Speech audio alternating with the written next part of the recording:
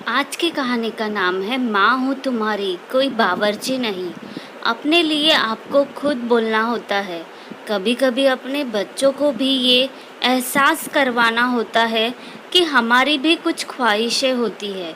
उम्र 65, घुटनों में आर्थराइटिस, कहाँ तक वो भाग दौड़ कर सकती थी। फिर भी कामिनी रसोई में लगी थी। छुट्टियों में कामिनी के बेटे बहू आ रहे थे। कामिनी को रसोई में ढेर सारे पकवान बनाने थे। साल में एक बार बेटे बहू छुट्टियों के बहाने ही सही 4-5 दिन साथ में रहने तो आते थे। छोटे बेटे सुरेश की पसंद की कसूरी मेथी वाली मठरी, बड़े बेटे यश की पसंद के बेसन के लड्डू। बहुएं भी कामिनी के हाथों के पकवान की तारीफ किए बिना नहीं रहती। छोटे पोते को कामिनी के हाथ के बेसन की पापड़ी बहुत पसंद है, जिसे बनाने में बहुत मेहनत और घंटों लगते हैं। वही पोती को गुलाब जामुन खाने होते थे। 4 दिनों से कामिनी एक पाँव पर खड़ी होकर सबके लिए पकवान बना रही थी। कामिनी के पति सोमेश जी समझा रहे थे, इतना काम का भार मत लिया करो। तुम्हारे घुटने में इतना दर्द होता है, पूरी जिंदगी तुमने रसोई में निकाल दी। अब तो आराम करो, बहुएं आकर काम कर लेंगी। आप भी आजकल की बहुओं को ये सब बनाने कहाँ आता है। आजकल की बहुएं तो बस खाना बना ले, वो ही बहुत है। कामिनी ने हंसकर कहा, ठीक है, बहुओं को बनाना नहीं आता है, पर वो तुम्हारी मदद तो कर सकती है ना। तुम ही अकेली क्यों कर लगी रहे हो। वो सब आ जाए तब उनके सहयोग से बना लेना। सोमेश जी ने समझाया, पहले तो तुम ठीक रहती थी, पर पिछले कुछ महीनों से तुम्हारे घुटने जवाब देने लगे हैं। आप माँ का प्यार नहीं समझते। अपने बच्चों के लिए वो कितनी भी तबीयत खराब हो, कुछ भी कर जाती है। जब बच्चे उसके हाथ के बने पकवान खाते हैं तो माँ को असीम सुख मिलता है, और साथ में ये घुटने का दर्द भी मिलता है। इतनी देर खड़े होकर रसोई में काम करोगी तो दर्द ही होगा। तुम्हारे दवाई लेने का वक्त हो गया है। सोमेश जी ने कामिनी को पास बैठाया और घुटनों पर हल्के हाथ से मालिश की। 2 दिन बाद दोनों बेटे बहू पोते पोती समेत आ गए। कामिनी के घर में रौनक आ गई। हमेशा की तरह बहुएं आई और थकान आ रही है कहकर कमरे में सोने चली गई। कामिनी मन मारकर रह गई।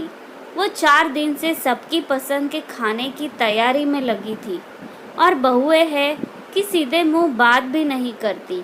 झाड़ू पोछा बर्तन करने के लिए बाई आती है, पर रसोई कामिनी खुद ही बनाती थी।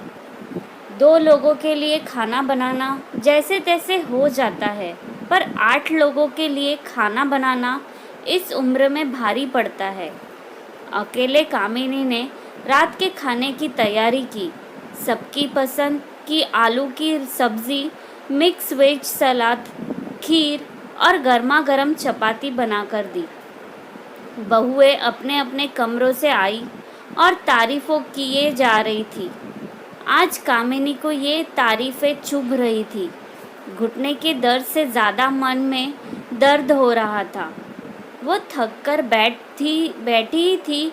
अभी तो पूरी रसोई सिमटनी थी, बची सब्जियां खाली करनी थी, दूध फ्रिज में रखना था, गैस और स्लैब साफ करनी थी। वो कुछ कहती इससे पहले दोनों बेटे बहू बोले, अच्छा माँ, हम जाकर दोनों को शहर घुमा लेते हैं। दोनों बच्चे सो रहे हैं, आप देख लेना। पिंकी को रात को दूध चाहिए और सोनू के कपड़े बदल देना। वो ऐसे ही सो गया, कुछ खाए तो खिला देना। उसके लिए मोयन की रोटी बना देना, वो सब्जी तो खाता नहीं है। माँ, आप भी हमारे साथ चलते, पर आपके तो घुटने में दर्द रहता है, आप चल नहीं पाओगे। बिना कोई जवाब सुने चारों चले गए। कामिनी ने हाँ में गर्दन हिलाई और वो लोग चले गए। सोमेश जी पत्नी का दर्द समझ रहे थे, पर बेटे बहू को कुछ कह नहीं सकते थे। कामिनी, तुम मेरी पत्नी हो और मैं तुम्हारा ये हाल नहीं देख सकता हूँ। तुम कब तक ऐसे ही सबकी इच्छाओं की पूर्ति करती रहोगी, सबके लिए काम करती रहोगी? रसोई के काम बहुत होते हैं, खत्म ही नहीं होते हैं। तुम अकेली ही लगी रहती हो। 3 दिनों से देख रहा हूँ, अकेले ही कॉफ़ी, दूध, नाश्ता, खाना सब तुम बना रही हो। बहुओं के सामने मुझसे भी मदद नहीं लेती। ऐसा कब तक चलेगा? तारीफ़ों से घुटने का दर्द नहीं जाएगा। इतने लंबे समय तक रसोई में खड़ी रहती हो, पैर कितना वज़न सहन करेंगे? हाँ जी, आप ठीक कहते हो। बहुएं रसोई बना नहीं सकती तो क्या हुआ, समेट तो सकती थी। फ्रिज में सामान तो रख सकती है। दोनों वर्किंग है तो क्या हुआ, अपने घर में भी तो काम करती है, पर यहाँ आकर मेहमान बन जाती है। इतनी मदद तो मेहमान भी करवा देते हैं। बेटे को लगता है कि माँ हमारे साथ घूम नहीं पाएगी क्योंकि घुटने में दर्द रहता है। बेटे कभी ये नहीं कहते कि इतना दर्द होने के बावजूद मैंने इतने लोगों का खाना बनाया। ये नहीं कहा कि माँ आप आराम करो, तुम्हारी बहुएं कर लेंगी। कामिनी सुबकते हुए बोली। हाँ कामिनी, वो गलत है ही, पर तुम्हें एक बात समझा रहा हूँ। अपना ख्याल खुद रखोगी तो दूसरा भी रखेगा। मैंने कहा था हम वही चलते हैं, पर तुम तो मानती ही नहीं हो। ये घर मुख्य घर है, सबको यही आना चाहिए। कुछ दिनों के लिए हम वहाँ चलते हैं तो इस बहाने तुमको भी आराम मिल जाएगा और कुछ जीवन में बदलाव आ जाएगा। अगले दिन दोनों बेटों ने मिलकर पिकनिक का कार्यक्रम बनाया। छोटा बेटा आकर बोला, माँ कुछ पराठे और आपके हाथों के भरवा बैंगन पैक कर देना, साथ में वो मटरी बेसन के लड्डू, बेसन की पापड़ी और गुलाब जामुन भी। पराठे थोड़े ज़्यादा बना देना क्योंकि शाम को देर हो जाएगी आने में। कामिनी ने पहले सुना, फिर बोली, सुरेश सारा खाना बन जाएगा, पर तुझे तो पता है कि तेरी माँ के घुटने दर्द करते हैं। तू ऊपर से दोनों बहुओं को भेज दे, हम मिलकर खाना बना लेंगे। अभी तो तुम 9 बजे तक जाओगे, बहुएं भी उठ गई होंगी। मैं भरवा बैंगन बना दूंगी, पराठे वो दोनों मिलकर सेक लेंगी। सुरेश कुछ नहीं बोला। उसने यश को फ़ोन लगाया। बाद में बड़ा बेटा यश आया। माँ आपके घुटने में दर्द है तो आप आराम करिए, खाना हम बाहर खा लेंगे। अब वो दोनों भी वर्किंग है, दोनों को छुट्टियों में आराम चाहिए। यहाँ भी आकर रसोई में लगा दे तो उनको चेंज कैसे मिलेगा? हम बाहर ही कुछ खा लेंगे। सुरेश ने हाँ में हाँ मिलाई। कामिनी फिर बोली, अच्छा है, तुम लोग खाना बाहर खा लोगे, पर तुम्हारे पिताजी और मैं क्या खाएंगे? हम दोनों की तुम्हें ज़रा ही परवाह नहीं है। पत्नी के आराम और चेंज की परवाह है, पर माँ के घुटने का दर्द भी ज़रा भी परवाह नहीं। उम्र हो गई, तुम सबकी पसंद का खाना बनाते बनाते कभी अपने लिए कुछ सोचा नहीं। सर्दी हो या गर्मी, तुम सबकी पसंद के लिए खुद को रसोई में झोंक दिया। आज मेरे दर्द से ज़्यादा तुम्हें अपनी पत्नियों के आराम की चिंता हो रही है। मैं 3 दिन से रसोई में अकेली लगी हूँ। खाना बनाना तो दूर, तुम्हारी पत्नियाँ मदद कराने भी नहीं आती है। क्या मैंने तुम्हें यही संस्कार दिए हैं? छुट्टियों का मतलब होता है सब मिलकर साथ में घूमें, मस्ती करें, साथ में काम भी करें। ये नहीं कि एक माँ रसोई में खपती और बच्चे मज़े करते रहे। क्या चेंज मुझे नहीं चाहिए? साल भर तुम सबका इंतज़ार करती हूँ, तुम्हारी पसंद के लिए खुद को रसोई में झोंक देती हूँ। अपने दर्द और आराम की परवाह नहीं करती। पोते पोती आए हैं पर इनके साथ खेली नहीं, तसल्ली से बातें नहीं की, बस रसोई में ही अकेली लगी रहती हूँ। मुझे खाना बनाने और खिलाने दोनों का शौक है, लेकिन अब मैं थक गई हूँ। सोमेश जी, आप ठीक ही कहते हैं। मैं अपनी परवाह करती तो ये लोग भी करते। मैंने कभी ना कहना सीखा ही नहीं। सबकी इच्छाओं और खुशियों के लिए लगी रही। सबको खुश करने के चक्कर में अपने मन को, अपनी इच्छाओं को मारती रही। तुम दोनों ने एक बार भी नहीं कहा कि माँ पिताजी आप भी घूमने चलिए। माँ का फ़र्ज़ बस यही होता है कि वो बच्चों की पसंद का खाना बनाते रहे और उसी में खुश रहे। बच्चों का कोई फ़र्ज़ नहीं होता।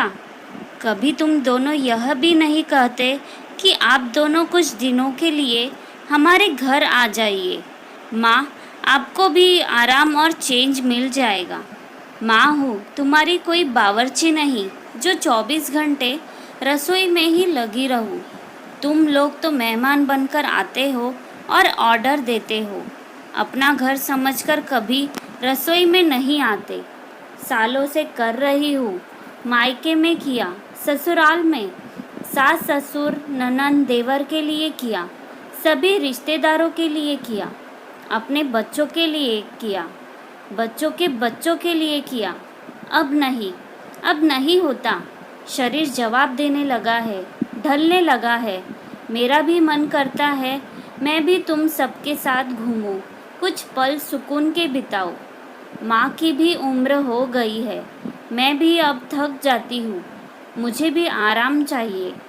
उस दिन पिंकी के लिए सब्ज़ी में थोड़ी मिर्च तेज़ हो गई तो बहू का मूड खराब हो गया। अपने बच्चे के खाने के लिए भी बहू रसोई में नहीं आ सकती है। सोनू के लिए दूध ज़्यादा गर्म हो गया, उसका मुंह जल गया तो उसका जिम्मेदार भी मुझे ठहराया गया। बहू क्या देख नहीं सकती थी कि दूध का तापमान कितना है? बहुएं कुछ ना करे पर अपने बच्चों के खाने पीने का तो ख्याल खुद रख सकती है। मैं ये नहीं कहती कि वो मुझे परोसी हुई थाली दे, पर रसोई में आकर छोटे बड़े कामों में मदद तो कर सकती है। ये घर है, होटल नहीं है जो यहाँ तुम बूढ़े माँ बाप के सर पर आराम फरमाने आ जाते हो। मैं माँ हूँ, तुम्हारी कोई बावर्ची नहीं। कहते कहते कामिनी हाफ गई। दोनों बेटे बहुओं की गर्दन शर्म से झुक गई। सोमेश जी रसोई से पानी का गिलास लाए और कामिनी को पिलाया। कामिनी की हालत देखकर दोनों बेटों को अपनी गलती का एहसास हुआ। माँ, आप तो माँ हो, हमने आपको समझा नहीं। हम भूल गए कि माँ को भी थकान होती है। वो कब तक करेगी? अब से आप हमारे घर बारी बारी से छुट्टियों में आएंगे। आपको भी चेंज मिल जाएगा और रसोई से समस्त आराम जिम्मेदारी से छुट्टी भी। हम हमारे व्यवहार पर शर्मिंदा है। आप हमें माफ़ कर दीजिए। हम सब मिलकर पिकनिक पर चलेंगे। आप ज़्यादा चल नहीं सकती तो क्या हुआ? समंदर किनारे बैठकर हम सबको बच्चों को हंसते खेलते तो देख सकती है। कामिनी ने पहले मना किया पर फिर माँ का दिल है, पिघल ही गया। वो और सोमेश जी भी बच्चों के साथ पिकनिक मनाने चल दिए।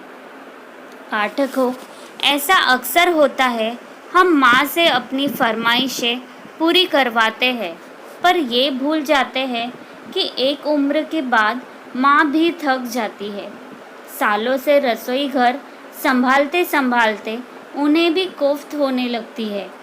चेंज हर इंसान को चाहिए। अपने लिए आपको खुद बोलना होता है।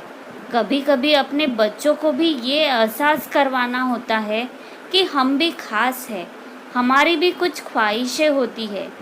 सालों की एक जैसी दिनचर्या से हमें भी कुछ दिनों के लिए मुक्ति चाहिए। आशा करती हूँ कि आज की इस माँ की कहानी से आप ज़रूर कुछ सीखे होंगे। तो आशा करूँगी कि आप भी अपने माँ बाप को ऐसी ही खुशी दे जो उन्हें चाहिए हो। अगर आपको आज की कहानी अच्छी लगी है तो मेरे चैनल को लाइक, शेयर और सब्सक्राइब ज़रूर कीजिएगा। धन्यवाद।